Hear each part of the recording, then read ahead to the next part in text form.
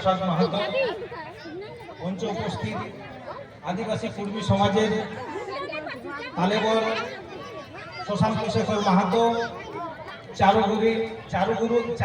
চারিগুরু আমাদের সঙ্গে আছেন সন্তোষ মোহন কাটিয়া মহাশয়। এছাড়াও মঞ্চে উপস্থিত আমাদের সব প্রথম সারির আদিবাসী কর্মী সমাজের নেতৃত্বরা রয়েছেন, পাশাপাশি যুব নেতৃত্ব রয়েছে, নেতৃত্ব। তো আমি কদিন ছিলি নাই, মানে কয়েক মাস ছিলি নাই আন্দোলনের সঙ্গে, একটু জানি না কিরকম কি চলছে, কারণ একটা স্কুল আমি করছি। তো জঙ্গলমহলের আমাদের ছেলেরা সবাই পড়াশোনা করে, সেইখানে দমে ব্যস্ত ছিল 2-3টা মাস।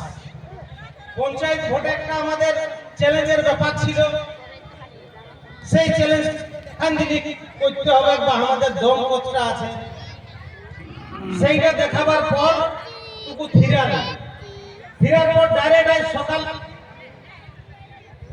ঘোষণা করেছিল যে যাব মুরগুমা, আর মুরগুমার পরে যাব হুগলি।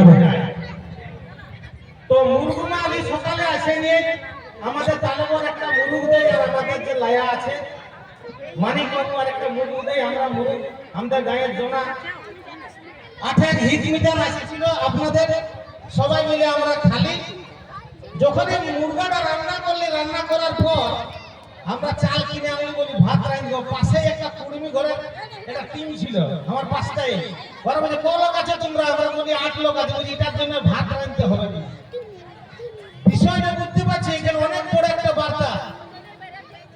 কুড়মিদের হৃদয়টা কত বড় হয়, তাদের পাশে যদি কেউ তারাকে ভুলো বলে শুনছে গানটায়, তারাকে যদি গালিও দেয় সেটা অবহেলা করে, কারণ তাদের দয়া মায়া, তাদের যেটা প্রকৃতির প্রতি টান, মানব জীবনের প্রতি টান, সেটা আমি এখন উপলব্ধ করলি এবং 2015 সাল থেকে করে আসছি। মোটা কথা 2-1টা বলবো, তারপরে আমি চলে যাব।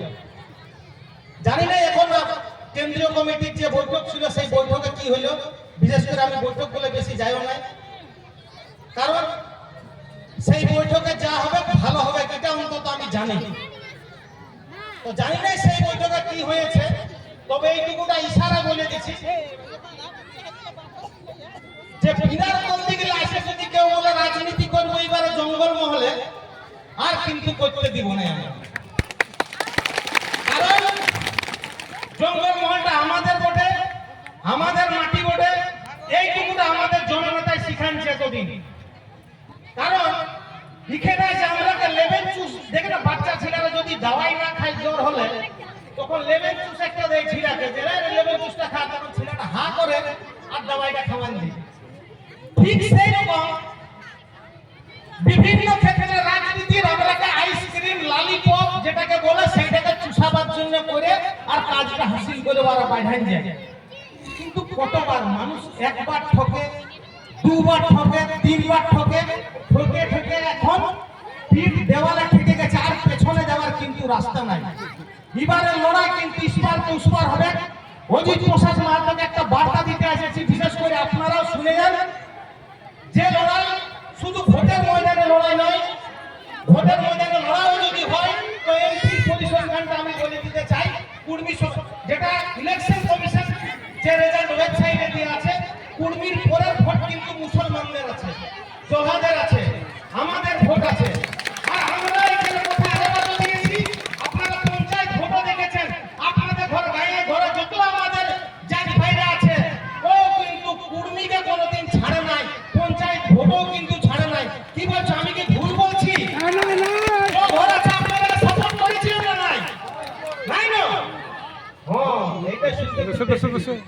তবে এখন রাজনীতি টুকু বলে ডাব্বালে ঘিটা বার করতে হবে। তো ডাব্বালে যদি ঘিটা নাই, গায়ে ঘিটা বার করে, তাহলে আঙুলটা বাটায় বার করতে হবে, বলে লোকে। তো এটা অজিত প্রসাদ মাহাতো এখানে বসে আছে, এইবারে যে রাজনীতিটা হবে আঙুলকে বাটায় আমরা ঘিটা বার করব না, পেলাটা গরম করে দেবো, আঙুলটা ঘিটাকে গলায় দেবো, বাটায় খাইয়ে দেবো। আমাদের মাটি, আমাদের ভোট, আমাদের লোক অর্ডার দিবেন দিল্লি থেকে, অর্ডার দিবেন কলকাতা থেকে। আমরা কিন্তু এই ভাবটা পঞ্চায়েত ভোটে বুঝে গেছি। আর আমি সোজা চোট ভোটের গল্প করছি, সোজা চোট ভোট, মেন হচ্ছে ভোট।